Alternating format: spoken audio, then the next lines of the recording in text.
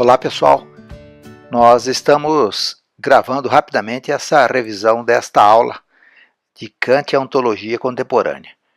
Nesta aula a gente vai ver que a metafísica ela acaba se tornando uma parte da própria ontologia. Nascem juntas, tem um debate, mas conforme o entendimento da filosofia vai avançando ao longo do tempo, trabalho então essa ideia de que ontologia é o estudo do ser, e também aonde o ser se manifesta, e a metafísica fica separada, então, aonde está o estudo do ser em si. Mas vamos lá. Tudo começa com Kant. Até Kant a filosofia era realista, dizia que as coisas, o mundo se dava a conhecer para a gente, portanto a realidade se manifestava para a nossa razão, e com Kant a física fica idealista, quer dizer, a ideia, o corpo, melhor a mente, a razão, é que entende e dá significado para as coisas. Vamos para isso então. Lembramos que o David Hume, ele diz que não existe metafísica, porque tudo são hábitos psíquicos, as pessoas aprendem por hábitos, né?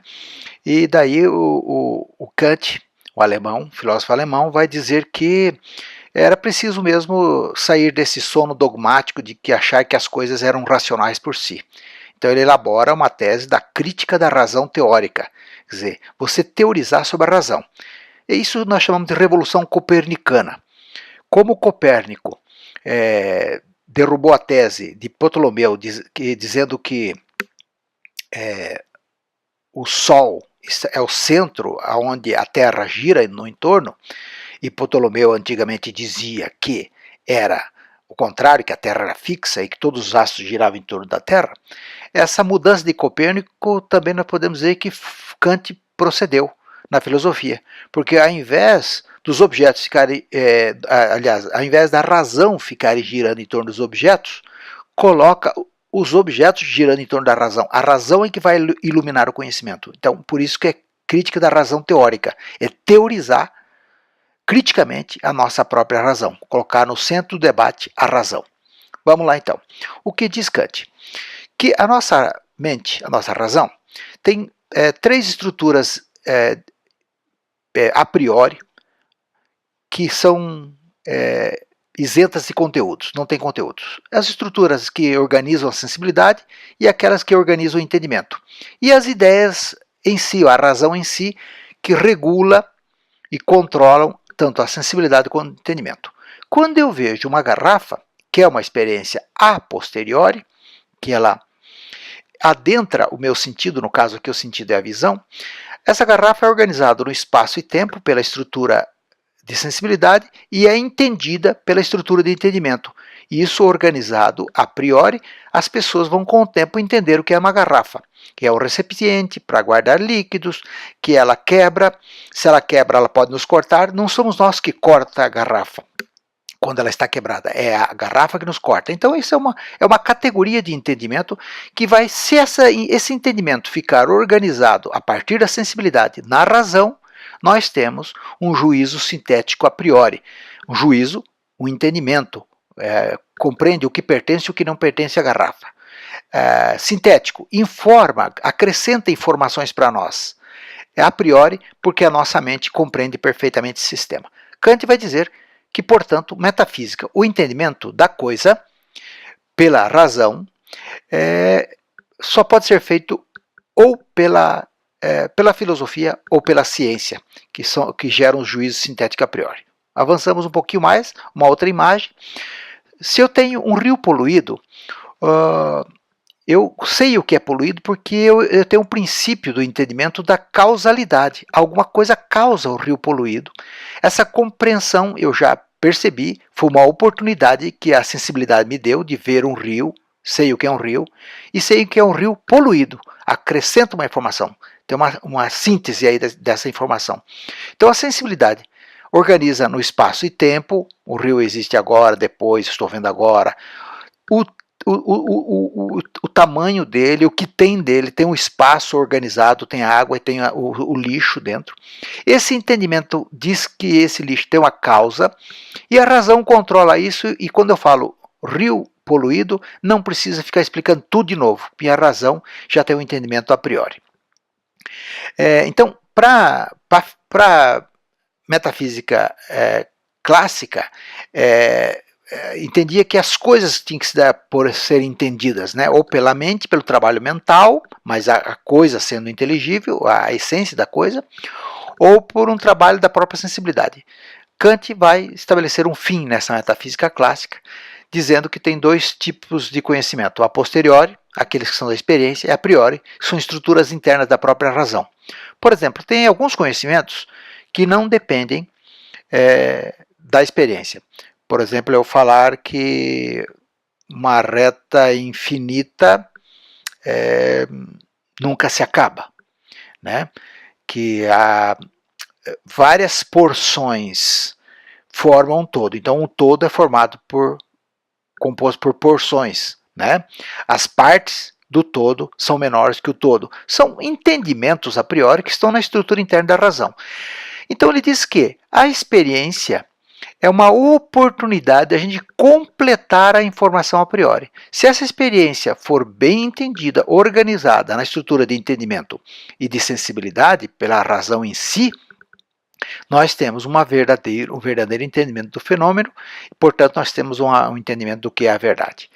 Nós temos, então, portanto, com a experiência posteriores e com o entendimento a priori, nós temos dois tipos de juízo. Juízo analítico, aquilo que não acrescenta nada porque fala da coisa como é, sem acrescentar muita informação. Por exemplo, o triângulo tem 3 ângulos. Né? Juízo sintético é aquele predicado acrescenta novos dados ao sujeito, né? Dá, portanto, o conceito. Eu digo, por exemplo, a garrafa está de pé e ela é verde.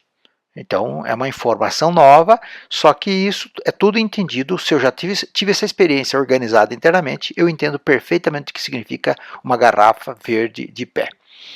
Né? O juízo analítico preenche 2 condições para ser válido: ser universais e necessário, por exemplo, vale para todo mundo, e necessariamente ter que acontecer para todo mundo. E ser verdadeiro, corresponder à realidade. Portanto, um juízo analítico se corresponde à realidade. Eu falo que um triângulo tem 3 ângulos, tem 3 lados. Então, é uma informação verdadeira, né? Voltando aqui, e também que para todo mundo, e necessariamente acontece dessa forma. O juízo sintético não são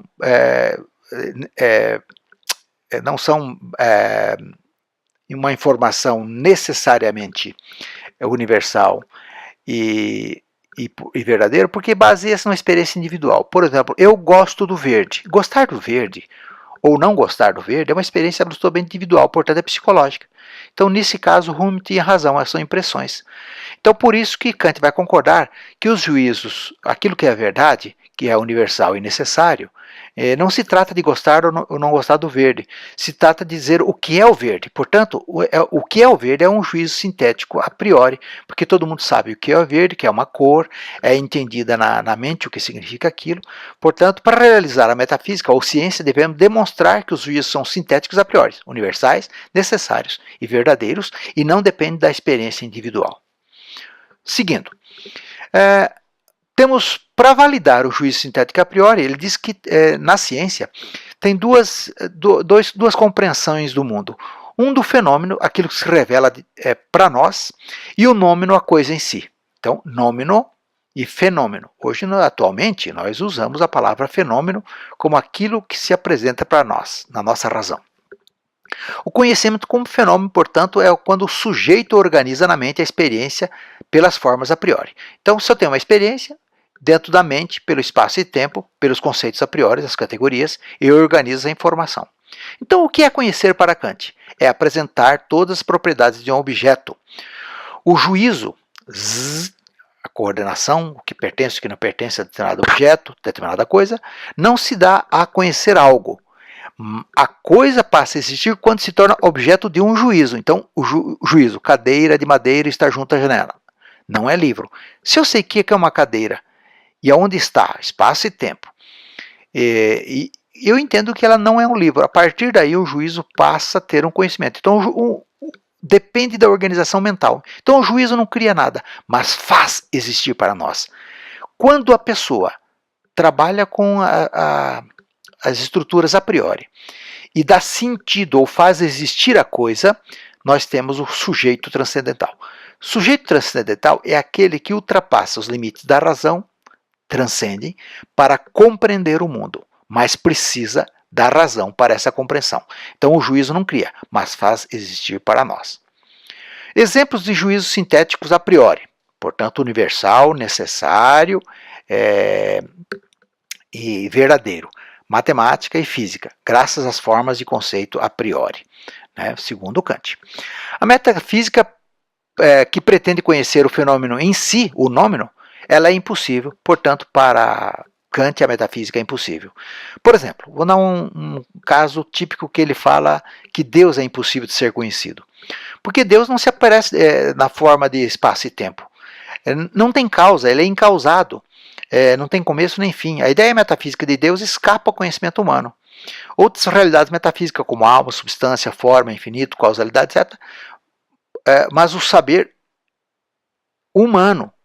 Então, o entendimento de que o saber é uma coisa humana, então escapa o entendimento de outras coisas que estão fora dessa capacidade humana do juízo sintético a priori. Então, se você chegar em casa e falar para a mãe e para o pai, fala, olha, Kant diz que a gente não pode conhecer Deus. Então, opa, que absurdo, não sei o que lá. Então, teve o entendimento, os próprios teólogos explicam isso. Não é que ele diz que Deus não existe, ele diz que a capacidade de compreender Deus é muito difícil pelo processo científico em si, o entendimento humano, no caso. Né? Então, nessas condições, a metafísica para Kant é impossível, né? Porque tudo tem que ser experimentado, mas organizado pela cabeça, pela mente, pela razão. Né? A metafísica não seria o estudo do ser enquanto ser, mas o estudo das condições a priori dos objetos de conhecimento. Então, para ele, o conhecimento, a verdade, estaria nas condições que a mente tem a priori para o conhecimento. Seria a condição universal e necessária da objetividade em geral do ser humano que estabelece a realidade. Então, a objetividade do ser humano, a razão em si, a estrutura a priori é que estabelece essa realidade. Então, além do objeto teórico, tem o prático. Então, Kant vai dizer o seguinte, tem uma situação prática, que o humano são livres por determinações racionais da sua vontade e, portanto, é um reino ético da liberdade, onde nós temos o dever de cumprir o que é bom a viver em sociedade, que é uma situação prática, do ponto de vista da liberdade.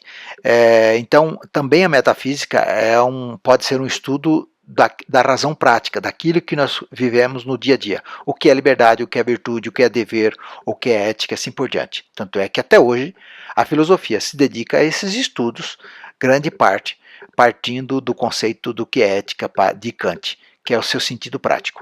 A razão teórica, estudo das condições da razão para compreender o mundo. Né? A razão prática é como viver em sociedade do ponto de vista racional. Uma pequena brincadeira. Para Aristóteles, a questão ética era uma virtude, para Kant, a questão ética era um dever. É uma brincadeirinha com a língua inglesa, can't, you can. Então, para Kant, teoria do conhecimento aplicada à metafísica, onde devemos entender que tem que ter estrutura universal e intemporal, no caso ele diz que é a razão, e nós temos uma faculdade a priori de conhecer, que somos sujeitos transcendentais. A realidade como representação da experiência. Aqui é importante, sempre tem questões no vestibular, no Enem, que diz que Kant dizia que a realidade vem da experiência, somente da experiência, ou que Kant disse que não vem da experiência. Kant vai trabalhar que a razão está no centro do entendimento, mas para preencher essa razão com mais entendimento, é importante ter a experiência sensível. Portanto, a experiência, ver, enxergar, sentir, relacionar-se, falar, ouvir, são situações de oportunidades para o conhecimento. A metafísica, portanto, torna-se um idealismo porque é organizado dentro do mundo das ideias. E a ciência, portanto, é uma metafísica. Aqui para Kant, então, ele dá um passo importante para a ciência do século XVII. Seguindo, então, na mesma pegada de Kant, nós temos Husserl, que vai dizer que vai trabalhar a ideia da fenomenologia, que é um método. Na época tinha um debate, bom, se a mente é que entende as coisas, então largamos a filosofia de lado, vamos trabalhar com a psicologia, que estuda como a criança aprende, como que nós entendemos as coisas. Mas o desafio de Russell é estabelecer uma distinção entre filosofia e psicologia e estabelecer a prioridade do sujeito do conhecimento como, agora um novo termo, consciência reflexiva. Se eu conheço alguma coisa, né? E se eu conheço, eu também conheço que a outra pessoa conhece. Portanto, eu tenho consciência de mim e consciência da outra pessoa. Se eu sinto o meu, e eu sei que a outra pessoa sente, esse entendimento que a outra pessoa sente é o estar no lugar da pessoa, é uma reflexão sobre a possibilidade da razão minha e do outro. Portanto, eu tenho um nível chamado de consciência. Eu conheço o outro, conheço a mim e tenho consciência de que eu conheço. Então ela reflete sobre si mesmo. Então, nesse sentido, amplia-se e renova o conceito de fenômeno. Então, para Russell, a psicologia explica os fatos observáveis, mas para a filosofia caberia entender os seus fundamentos. Um psicólogo diria como acontece a percepção, como é organizada na mente a percepção. Eu vejo uma coisa, etc. Como eu organizo isso? Para o filósofo, a pergunta é: o que é a percepção? Uma coisa mais profunda, um fundamento disso tudo. Então, mantém-se a prioridade ao sujeito do conhecimento. Na Revolução Copernicana, o centro do entendimento é o sujeito e não a coisa. A consciência reflexiva, ela passa a dar significações, doa sentido para o mundo. Portanto, eu tendo consciência, eu tenho intenção, eu dou intencionalidade. Eu conheço o mundo por intenção e não o mundo se dá por conhecer a mim, eu sou um sujeito passivo. Né? Hegel vai dizer nesse interregno que a razão, além de ser, como Kant dizia, ter uma estrutura própria e mudar o sentido de entendimento das coisas, mas a razão também muda. Então a razão, além de ser a parte ativa do entendimento, a razão também era objeto, segundo Hegel. E a razão era histórica. A razão muda com o tempo, muda do entendimento de si. Então o Husserl vai pegar também a ideia de Hegel, que a razão é um objeto e é ao mesmo tempo sujeito do entendimento, e avançar, que tudo, portanto, é fenômeno. O de fora, o interior, a consciência, e o exterior, o mundo das coisas. A consciência é doadora de sentido às coisas. Né? Então, um exemplo aqui gráfico do pensamento de Husserl. Eu tenho a consciência do mundo, consciência que as outras pessoas têm razão e reflito sobre a minha própria razão, portanto eu tenho consciência. Quando eu percebo alguma coisa, é um ato, perceber alguma coisa, mas a consciência atribui significado, gera uma síntese desse entendimento pela razão, pela consciência, e dá o correlato, que é o percebido. Então quando eu percebo a coisa, eu não percebo a coisa em si, mas eu tenho na minha consciência o percebido.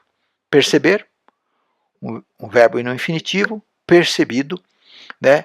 O verbo aqui o particípio passado. Então a mente sempre tem o particípio passado, o percebido. Não entende a coisa em si, mas para a mente doa sentido para o percebido. Com isso nós temos uma mudança significativa no que trabalhamos em metafísica. Nós temos, a partir de Husserl, as chamadas ontologias regionais, né? O que as coisas naturais, cavalo, rua, metais, artificiais, o que eu faço, ideais, a igualdade, contradição, próprio da ideia, valorados, beleza, vício, raro, injusto, adequado, inadequado. E os metafísicos, aqueles que estão além da realidade sensível. Então, a divindade, o nada, a morte, o infinito. Aqui que está a mudança. A metafísica passa lentamente a fazer composição de um item, de um fenômeno da ontologia. Né? Então amplia-se o conceito. Então as ontologias regionais, entes dotados de essências próprias e irredutíveis uns aos outros. Então aquilo que é natural não pertence ao divino, são entendimentos diferentes. Aquilo natural não pertence ao mundo da ideia de igualdade, de contradições. Aquilo que é natural não pertence ao mundo da beleza. Agora, ele se interrelaciona? Sim. O que é natural pode ser belo, pode ser feio, mas o natural continua sendo natural na sua essência e o valor continua sendo valor na sua essência. Apenas se relacionam dentro do que nós chamamos de fenômeno. Eu interrelaciono essas ontologias regionais para dar uma nova significação a cada uma delas. Então, aquilo que é natural pode ser belo? Pode ser valorado? Pode. Pode ser idealizado? Sim. Então, cada ontologia ganha seu novo sentido pelo conceito fenomenológico. Então, há uma ultrapassagem daquilo que é real, do que é ideal, porque a consciência que trabalha toda essa ideia. E nós teremos novos filósofos que vão dizer o seguinte: temos que eliminar mesmo essa contradição, porque se eliminando a realidade, né, ou melhor, eliminando o sujeito da consciência, resta o nômeno em si. Eliminando o nômeno, resta a consciência que revela o objeto. Então, mas eles vão dizer, olha, sem consciência não sobra nada, sem mundo não sobra nada, pois somos do mundo. E também somos consciência. O mundo é mais velho, somos capazes de dar sentido ao mundo. O mundo que está aí, a nossa consciência dá sentido ao mundo. E diz mais Heidegger e Merleau-Ponty, que nós temos o ontológico, o ser em si, né? E onde o ser se manifesta. Porque nós somos do mundo, nós somos também parte dessa composição do mundo. Nós temos, além da razão, nós temos consciência de si e dos outros e do mundo, e nós vivemos num corpo, onde, por exemplo, o sentimento de dor, ela não depende da razão. E se eu sei que a outra pessoa está sentindo dor, eu entendo a pessoa sem estar na razão dela, porque eu tenho uma capacidade de dar sentido ao que ele está sentindo. Portanto, o corpo faz parte de todo esse processo. Como passamos do ôntico para a investigação ontológica? Quando queremos saber mais e melhor, entender melhor, refletir melhor, perguntamos o que é a coisa real, o que é ideal, o que são valores, o que é metafísica. A partir daí passamos a entender as coisas do mundo, das outras pessoas, as coisas da sociedade. Então nós existimos num corpo, o corpo existe numa sociedade, essa sociedade existe no mundo natural, no mundo ideal, no mundo divino e assim por diante. Nós não somos consciência reflexiva pura, mas seres encarnados. Somos temporais, intersubjetivos, nós vivemos em sociedade, trocamos ideia com o outro, e somos culturais, nós mudamos ao longo do tempo. Então, a nova ontologia continua perguntando o que é, mas para dar sentido a tudo o que existe. Então, a essência ou sentido do ente natural, psíquico, lógico, matemático, estético, ético, temporal, espacial, político. Então a gente não pergunta sobre os problemas do corpo, porque isso faz parte da medicina, mas perguntamos o que é o corpo ao longo do tempo, para a consciência, para o divino, para o valor e assim por diante. O que é a linguagem? A gente pergunta o que é a linguagem. O que é o trabalho? Arte, religião, política. Então o que é continua sendo uma questão da velha filosofia, mas agora é entendido que a razão está no centro, a questão do ser humano e o entendimento das regionalidades. Por isso que a filosofia hoje, quando estuda política, não estuda o partido político, a ideologia do partido político A, B ou C, mas fala o que é a política, como surgiu a política, para que serve a política, quais os tipos de partidos políticos, quais a essência de cada partido político. Não defende partido político A, B ou C, mas ajuda a entender que há diferença entre os partidos políticos, que existe política no Brasil, no Japão, no Afeganistão, na Rússia, são diferentes, mas existe uma estrutura de poder. O que é política? Uma estrutura de poder. Como se ganha estrutura de poder? Pela ditadura, pela democracia e várias outras formas. Então a filosofia estuda a essência do que é política. Política o que é? É uma coisa da natureza? Não, uma coisa cultural. Percebe que a ontologia avança muito no que é as coisas do mundo. Então, por exemplo, nós temos um texto do Merleau-Ponty, aquele que diz que a razão é doadora de consciência, que a razão ela é histórica, mas ela também pertence a um corpo, portanto ela tem que ser pensada a razão na sua estrutura histórica, cultural, temporal e assim por diante, e intemporal também. Então, quando ele diz o que é o nosso corpo, não está dizendo do ponto de vista do entendimento da física e nem da medicina, mas do ponto de vista da consciência, do entendimento. Vejo, sou visto e me vejo, toco, sou tocado e toco-me. Transtorno, transforma a sonoridade em sentimento. O meu corpo tem uma capacidade de transformar qualquer som em sentimento e assim por diante. Então ele trabalha o que é corpo. O que é o tempo? Não estou falando do tempo aqui da física, do tempo do calendário, do relógio, do tempo quântico, mas eu trabalho todo o sentido do tempo a partir do meu corpo, do ser humano, né? O passado, o futuro, a essência do tempo, a essência do espaço. Então não existe tempo sem espaço para o entendimento humano, etc. Então, o tempo pode ser uma sucessão psicológica ou da experiência e é simultâneo o psicológico e da empírica, assim por diante. Então, nós temos várias questões da filosofia, por isso a filosofia passa a ser regionalizada. Bem, pessoal, espero que vocês tenham compreendido rapidamente essa ideia, a partir de Kant criou essa confusão toda, sobre a questão da nova metafísica, que passa a ser ontologia, e a metafísica como uma espécie de disciplina dessas várias ontologias. Muito obrigado e até a próxima, pessoal.